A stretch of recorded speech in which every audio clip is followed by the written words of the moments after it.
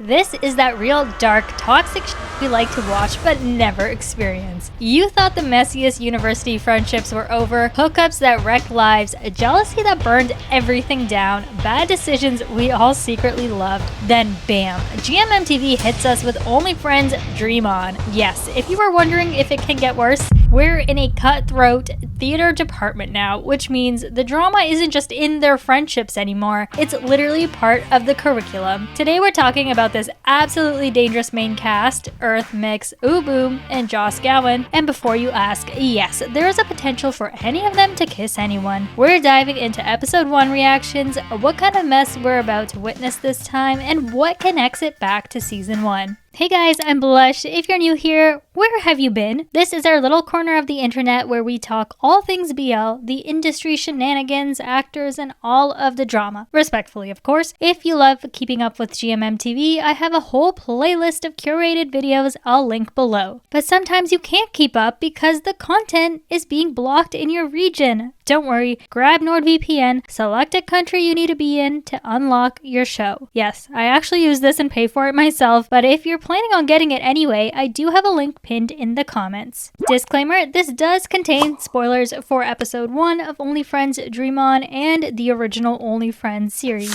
The premise revolves around a bold male-male reimagining of Romeo and Juliet titled Romeo and Romeo.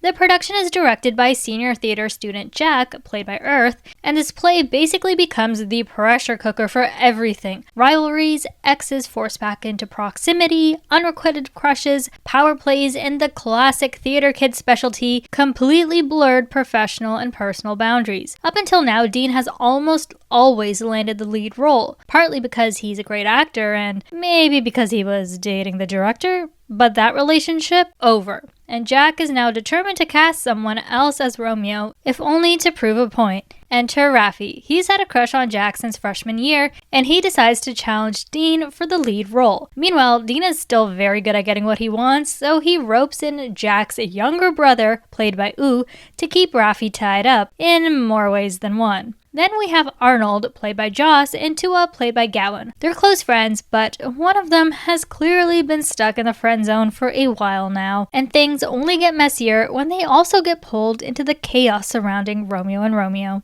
Before we jump into the new theater drama, let's rewind real quick to where it all started. Back in 2023, oh, what a time for BL. It was just coming off some really high highs of 2022, and Only Friends gave us that raw, unfiltered slice of university life, business majors working on a chaotic hostel project. Every line here was blurry. Friends today are hookups tomorrow, jealousy that could cut glass, and zero chill. Ray's smirks, Sans guitar, and Boston's troublemaking grin. That was already a lot, and then they added Mew posing as the greenest of green flag, an obnoxious rich boy named Top, and honestly, justice for Nick. Yes, this is the one that everyone kisses everyone. Even Mon quietly inserts himself at some point. We even had our early days of GMMTV GL crumbs. Okay, you don't have to watch the first season, but come on, you've had 3 years. And after watching only the first episode of Dream On, I can tell you it leads to so many more screaming at the screen moments when you do, because we already got a San and Ray cameo, and I mean within minutes of the episode starting. We already know Boston, played by Neo, is a full character at some point because not only is he in the trailer, he's in the opening credits. That being said, what else could there be? More cameos? Please tell me Nick is happy. Same locations? What if? Now hear me out, we have this old hostel location and somehow everyone from season 1 is still friends? Now, our new guys need a place to celebrate, or maybe they're just depressed. So one of the OG guys, either Boston or Sand, is like, hey, come party here. So they're like, yeah, I mean, we really need to let loose either because we need to celebrate or we're depressed, not sure yet. So they go. Then the theme song from season 1 starts playing and all of a sudden, full circle moment.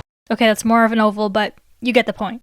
Because if you remember the season 1 ending, at the final moment, they all have resolved their ongoing issues, for the time being anyway. Everyone has found love or accepted their assholes and fled to go asshole somewhere else. I'm looking at you, Boston. No, seriously, whenever you see those TikTok montages of BL red flags, to this day, this man keeps the lights on for the others in there. Okay, off track. They're there.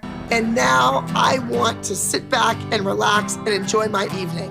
When all of a sudden, I hear this agitating, grating voice. And then all of a sudden, this unknown mystery guy, played by Mix, shows up for his stay, and they're all like, yeah, you can be our friend too. They all have these mischievous, up to no good grins on their face, the theme song starts playing, and oh, we knew the party had only just begun. Except we didn't, because that was a year before we had any knowledge of a season 2, which was eventually announced at the 2025 lineup event in November of 2024. There's still a lot of debate around whether this guy is Dean or not, so I really hope the show ties up this loose end. And speaking of the announcement, it was easily one of the most talked about series from that lineup announcement. Even when the pilot trailer dropped, it just looked like a really messy, toxic series, but then when the end revealed Boston and that the title was in fact another Only Friends, we lost it. Absolutely nothing about this series is comforting, but somehow that was. Months went on with no news. We know the drill, the waiting game begins, but due to another not so exciting announcement, the buzz started picking up again. As many of you know, Ohm and Lang were originally casted for Rome and Raffi, but they mutually parted ways in March of 2025. I have a whole video on that situation I'll link below. Bittersweet as we were all putting it, because ultimately, Ooh and Boom were chosen to fill the roles, and that triggered a whole new wave of excitement. See, Ooh and Boom have been our favorite supporting CP forever. They never got the main roles despite the internet non-stop demanding it. Getting a spot as one of the main couples of Only Friends is no small feat. So a lot of longtime AouBoom fans, me being one of them, are tuning in to see them in the spotlight. I think it goes without saying that I only care about this pairing, so I'm skipping over the rest of the show and just watching it for my alt bias CP. And if I go to an event, I only want their autograph and the photos with them. Yeah. However, I am excited to see them in particular, because come on, we've been waiting forever. The other pairings, Earth Mix and Joss Gowan, have already had their own shows and have more coming up, so this one just feels special, you know? Now, unlike me, there are a lot of solo AouBoom fans that this show has now attracted, which is fine, expected even. Just a little silly, I think, to randomly put it out there like this. Very solid question, and then, P.S. I'm only here for AouBoom right now. Later, I may also like other couples, but right now it's AouBoom. I mean, hey, at least they're open-minded, unlike some other posts I've seen, which is why I very strictly limit my time on Twitter, or I guess X. To be honest, I don't really know how to use it. I believe there was a time where Twitter only had words, and as a visual girly, I did not like that, but I think it was a blessing in disguise, because it is freaking scary over there, man. YouTube is rainbows and butterflies in comparison. So far, AouBoom's characters have this insane push and pull, and have already hooked up in the first episode. Perfect. Now let's move on to Arnold and Tua, played by Joss and Gowan. You can tell they're hinting at something is about to go down, but we didn't get much from them in the first episode. And yes, I know some people are calling them boring. They're just behaving like good, healthy friends. What the hell is this? But I think if they dove too deep into 3 storylines in one episode, we wouldn't have gotten enough out of any of them. Don't worry though. If you watch the preview for the next episode, you guys will be happy to know their friendship has a wrench thrown in it by none other than who seems like our season 2 little Dean. Right off the bat, you can really tell Earth and Mix have been doing this forever, because watching them act together is so satisfying. They're so comfortable and expressive. Not to mention the episode literally opens and closes with them hooking up. Bold choice if I do say so. Also, I'm so glad they put Sudiat in here. I feel like he just hasn't been given much since GMMTV brought on all the Studio Wabi Sabi artists. Last time I saw him was when him and Santa went on the Korean Idol survival show Fantasy Boys, and he was hurt for like half the time. Poor guy. Oh, actually we have another aspiring idol, I suppose, because Fluke is playing another support role. You may have noticed him in Project Alpha, where Lycan formed out of. Wait, do you think...